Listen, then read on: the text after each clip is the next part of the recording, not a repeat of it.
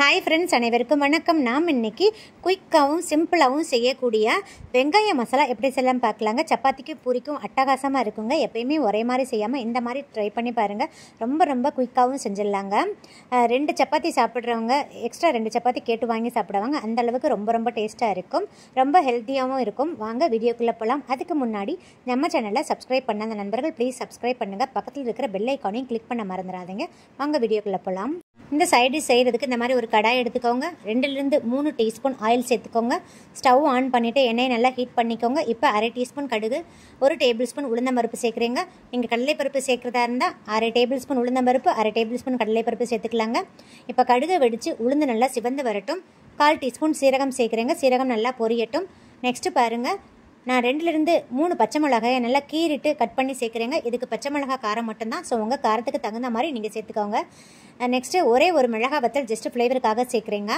Next பாருங்கள், நான் 3 medium size பெரிய வெங்காயத்தை நல்ல ஸ்லைஸாக நீள் வாக்கில் கட் பண்ணி வச்சுருக்கிறேங்க. இந்த அளவுக்கு நல்ல ஸ்லைஸாக நீள் வாக்கில் கட் பண்ணிக்கோங்க. அப்போ தான் சாப்பிட்றதுக்கு ரொம்ப டேஸ்ட்டாக இருக்குங்க. இப்போ இந்த வெங்காயத்தை இதில் சேர்த்துடலாங்க. சேர்த்துட்டு வெங்காயத்தை வந்து ரொம்ப சிவக்க வதக்கணும்னு அவசியம் இல்லைங்க.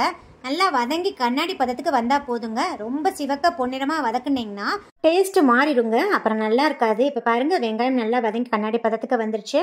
இப்போ நான் இது கூடயே 2 துண்டு இஞ்சி எடுத்து நல்லா தோலெல்லாம் நீக்கிட்டு தட்டி வச்சுருக்கேங்க. இது கூடயே 2 பூண்டு பல்லையும் சேர்த்து நல்லா தட்டி வச்சுருக்கேன். இந்த மாதிரி தட்டி சேர்க்குறதுனால நல்ல ஃப்ளேவராக இருக்குங்க. அப்படி இல்லைனா நீங்கள் 1/2 ஸ்பூன் இஞ்சி பூண்டு விழுது கூட சேர்த்துக்கலாங்க. இப்போ அந்த இஞ்சி பூண்டோட பச்சை ஸ்மெல் போகிற அளவுக்கு ஒரு 1 நிமிஷத்துக்கு வதக்கி கொடுத்துருங்க. நெக்ஸ்ட்டு பாருங்கள், நான் ஒரு பெரிய சைஸ் பழுத்த தக்காளியாக எடுத்து நல்லா ஃபைனாக சாப் பண்ணி சேர்த்துக்கிறேங்க. நல்ல பெரிய சைஸாக இருக்கிறதுனால 1 தக்காளி எடுத்துருக்கீங்க. நீங்கள் மீடியம் சைஸாக இருந்துச்சுன்னா 2 தக்காளி சேர்த்துக்கோங்க. 3 மீடியம் சைஸ் வெங்காயத்துக்கு 1 பெரிய சைஸ் தக்காளி, அப்படி இல்லைன்னா 2 மீடியம் சைஸ் தக்காளி கரெக்டாக இருக்குங்க. இதாங்க அளவு. நீங்கள் உங்கள் ஃபேமிலிக்கு தகுந்த மாதிரி வெங்காயத்தோட அளவை இன்க்ரீஸ் பண்ணி சேர்த்துக்கோங்க. வெங்காயத்தோட அளவு இன்க்ரீஸ் பண்ணுறச்ச தக்காளியோட அளவையும் கொஞ்சம் இன்க்ரீஸ் பண்ணி சேர்த்துக்கோங்க. நான் இன்றைக்கி செய்கிற அளவு பார்த்தீங்கன்னா 3 பேர் தாராளமாக சாப்பிட்லாங்க. அந்த அளவுக்கு செஞ்சுருக்கேன். இப்போ இது கூடயே இந்த மசாலாவுக்கு தேவையான அளவு சால்ட்டு சேர்த்துடலாங்க. இன்னும் 1/2 டீஸ்பூன் சேர்க்குறேங்க. சால்ட்டு சேர்க்குற பட்சத்தில் தக்காளி சீக்கிரம் தண்ணி விட்டு நல்லா சாஃப்டாக வதங்கி வந்துடுங்க. இப்போ 2 நிமிஷத்துக்கு நல்லா வதக்கி கொடுத்துருங்க. இப்போ தக்காளி நல்லா வதங்கிருச்சுங்க. நான் இது கூடயே 2லிருந்து 3 டேபிள் ஸ்பூன் ஃப்ரெஷ் பச்சை பட்டாணி சேர்த்துக்கிறேங்க. இது ஆப்ஷனல் தான். நெக்ஸ்ட்டு ஒரு மீடியம் சைஸ் கேரட்டை நல்லா தோல்லாம் சீவிட்டு நல்லா ஃபைனாக சாப் பண்ணி வச்சுருக்கேங்க. இதை சேர்த்து விட்டுடலாம். சேர்த்துட்டு 2 வதக்கிக்கோங்க. இப்போ இது கூடயே நான் கொஞ்சமாக கருவேப்பிலை, கொஞ்சமாக கொத்தமல்லி தழை, ஒரு 5-6 புதினா இலைகள் சேர்க்குறேங்க. சேர்த்துட்டு நல்லா வதக்கி கொடுத்துருங்க. இப்போ ஃப்ளேமை கம்ப்ளீட்டாக சிம் பண்ணிடுங்க. 1/2 டீஸ்பூன் மஞ்சள் தூள், 1/2 டீஸ்பூன் கரம் மசாலா தூள் சேர்த்துடலாங்க. சேர்த்துட்டு ஒரு 2 செகண்ட் அந்த மசாலாவோட பச்சை ஸ்மெல் போகிற அளவுக்கு நல்லா வதக்கி கொடுத்துருங்க. இப்போ தண்ணி சேர்த்துடலாம். நான் நார்மல் டீ கிளாஸில் 1 கிளாஸ் தண்ணி சேர்க்குறேங்க. தண்ணி சேர்த்துட்டு நல்லா மிக்ஸ் பண்ணி கொடுத்துட்டு உப்பு காரம்லாம் செக் பண்ணிக்கோங்க. இப்போ மூடி போட்டு க்ளோஸ் பண்ணிவிட்டு ஒரு 5 நிமிஷத்துக்கு சிம் டு மீடியமில் வச்சு நல்லா கொதிக்க விடுங்க. அப்போ தான் நம்ம சேர்த்துருக்க அந்த கேரட், அந்த பட்டாணிலாம் நல்லா வெந்து வருங்க. இது வேகட்டும். இதுக்கு இடையில பாருங்கள், 2லிருந்து 3 டீஸ்பூன் பொட்டுக்கடலை, அதாவது உடைத்த கடலை எடுத்து நல்ல ஃபைன் பவுடரை அரைச்சிட்டு வந்திருக்கேங்க. இது அளவில் பார்த்தீங்கன்னா அரைச்சதுக்கப்புறம் 2 டேபிள் ஸ்பூன் இருக்குங்க. ஸோ 2 டேபிள் ஸ்பூன் வர அளவுக்கு நீங்கள் ஃபைன் பவுடரை நல்லா அரைச்சி வச்சுக்கோங்க. தண்ணி எதுவும் ஊற்றக்கூடாது. இந்த அரைச்ச பவுடரில் கொஞ்சமாக தண்ணி ஊற்றி கட்டிகளே இல்லாமல் மிக்ஸ் பண்ணி வச்சுக்கோங்க. பொதுவாக இதில் கடலை மாவு சேர்ப்பாங்க. கடலை மாவுக்கு பதில் பொட்டுக்கடலை மாவு சேர்த்து பாருங்கள். ரொம்ப ஹெல்த்தியாகவும் இருக்கும். அதே மாதிரி டேஸ்ட்டும் நல்லா இருக்குங்க. சில பேருக்கு வாயு ப்ராப்ளம், நெஞ்செரிச்சல் இந்த மாதிரிலாம் பிரச்சனை இருக்குங்க. அவங்கெல்லாம் கடலை மாவு அவாய்ட் பண்ணிவிட்டு அதுக்கு பதில் இந்த பொட்டுக்கடலை மாவு சேர்த்துக்கிட்டிங்கன்னா ரொம்ப ஹெல்த்தியாகவும் இருக்குங்க. எந்த ப்ராப்ளமும் இருக்காது. இது டேஸ்ட்டும் நல்லா இருக்குங்க. ஸோ ஒரு டைம் இந்த மாதிரி ட்ரை பண்ணி பாருங்கள். இப்போ கட்டிகளை இல்லாமல் நல்லா மிக்ஸ் பண்ணி வச்சுருங்க. நெக்ஸ்ட்டு பாருங்கள், 5 நிமிஷம் ஆயிடுச்சு. நான் ஓப்பன் பண்ணிவிட்டேன். நல்லா அந்த நம்ம சேர்த்த கேரட் இதெல்லாம் நல்லா வெந்து வந்துருச்சுங்க. இப்போ நம்ம மிக்ஸ் பண்ணி வச்சுருக்கோம் பார்த்தீங்களா, அந்த பொட்டுக்கடலை பொடியை இதில் சேர்த்துடலாங்க.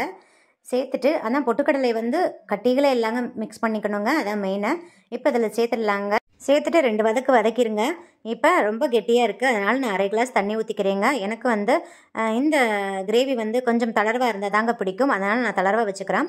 உங்களுக்கு நல்லா கெட்டியாகவே வேணும்னா நீங்கள் அதுக்கு தகுந்த அளவுக்கு நீங்கள் தண்ணியை சேர்த்துக்கலாங்க. இப்போ உப்பு காரமெல்லாம் செக் பண்ணிக்கோங்க. தேவைப்பட்டால் ஆட் பண்ணிக்கலாம். இப்போ மூடி போட்டு க்ளோஸ் பண்ணிவிட்டு ஃப்ளேமை கம்ப்ளீட்டாக சிம்மில் வச்சுட்டு ஒரு 2 நிமிஷத்துக்கு அப்படியே விட்டுருங்க. அப்போ தான் நம்ம சேர்த்த அந்த பொட்டுக்கடலையோட பச்சை ஸ்மெல்லாம் போயிட்டு அந்த மசாலா சாப்பிட்றதுக்கு ரொம்ப டேஸ்ட்டாகவும் மணமாகவும் இருக்குங்க. நான் ஓப்பன் பண்ணிவிட்டு 2 நிமிஷம் ஆயிடுச்சு. பாருங்கள், நல்லா கம்மன்னு வாசமாக இருக்குங்க. இந்த பொட்டுக்கடலையோட பச்சை ஸ்மெல்லாம் போயிடுச்சு.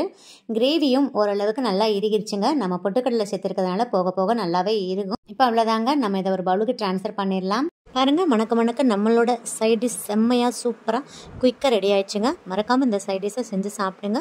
நாம் இதில் பொட்டுக்கடலை சேர்த்துருக்கிறதுனால ரொம்ப டேஸ்ட்டாக இருக்குங்க. ஈவன் ஹெல்த்தியானதும் கூட. ஸோ நெக்ஸ்ட்டு ரெசிபி வந்து பொட்டுக்கடலை வச்சு எப்படி செய்யலான்னு பார்க்கலாம். வாங்க வீடியோக்குள்ளே போகலாம்.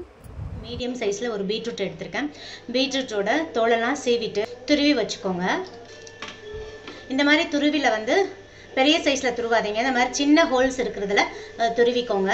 நான் பொட்டுக்கடலை வந்து ஆழாக்கில் இந்த அளவுக்கு அரை ஆழாக்கு எடுத்திருக்கேங்க. நீங்கள் இந்த மாதிரி கிளாஸில் எடுத்தால் கூட அரை கிளாஸ் எடுத்துக்கோங்க. இந்த அளவுக்கு அரை கிளாஸ் எடுத்துக்கோங்க. பொட்டுக்கடலையை இதில் அளந்துட்டு மிக்சியில் ஃபைன் பவுடராக அரைச்சிக்கோங்க. தண்ணி ஊற்றாமல் நல்லா ஃபைன் பவுடராக அரைச்சிக்கோங்க. அரைச்சிட்டு இதில் சேர்த்துருங்க. நீங்கள் எடுக்கிற பீட்ரூட்டுக்கு தகுந்த மாதிரி கொஞ்சம் பொட்டுக்கடலையை அட்ஜஸ்ட் பண்ணிக்கோங்க. பாருங்கள், நெக்ஸ்ட்டு நம்ம துருவி வச்சுருக்க பீட்ரூட் துருவலையும் சேர்த்துடலாம். நெக்ஸ்ட்டு ஒரு மீடியம் சைஸ் பெரிய வெங்காயத்தை இந்த மாதிரி ஃபைனாக சாப் பண்ணி வச்சுருக்கீங்க, அதையும் சேர்த்துடலாம். நெக்ஸ்ட்டு கொஞ்சமாக கருவேப்பிலை, நெக்ஸ்ட்டு கொஞ்சமாக கொத்தமல்லி தழை நல்லா ஃபைனாக சாப் பண்ணிவிட்டு சேர்த்துக்கோங்க.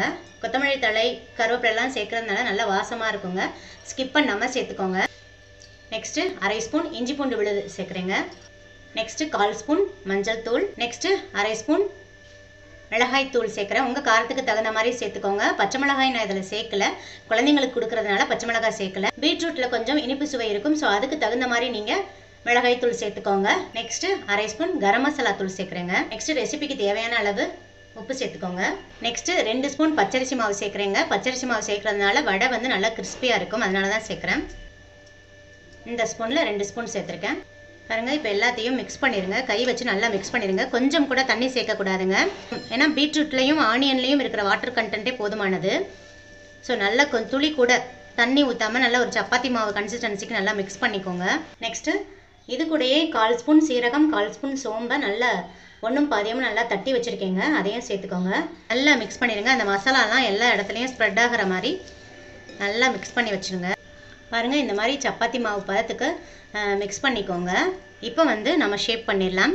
உங்களுக்கு எந்த ஷேப்பில் விருப்பமோ அந்த ஷேப்பில் நீங்கள் பண்ணிக்கலாம். ரவுண்ட் ஷேப்போ இல்லை எந்த ஷேப் வேணாலும் நீங்கள் பண்ணிக்கலாங்க. நீங்கள் ஷேப் பண்ணும்போது ரொம்ப பெரிய பால்ஸாக எடுக்காதீங்க. கொஞ்சம் ஓரளவுக்கு மீடியம் சைஸ் பால்ஸாக எடுங்க. அப்போ தான் வந்து சீக்கிரம் வேகும். ரொம்ப பெரிய சைஸாக எடுத்து நீங்கள் தட்டினீங்கன்னா வேகிறதுக்கு டைம் ஆகுங்க. ஸோ குட்டியாக பால்ஸாக உருட்டிட்டு வடை மாதிரி தட்டிட்டு போடுங்க.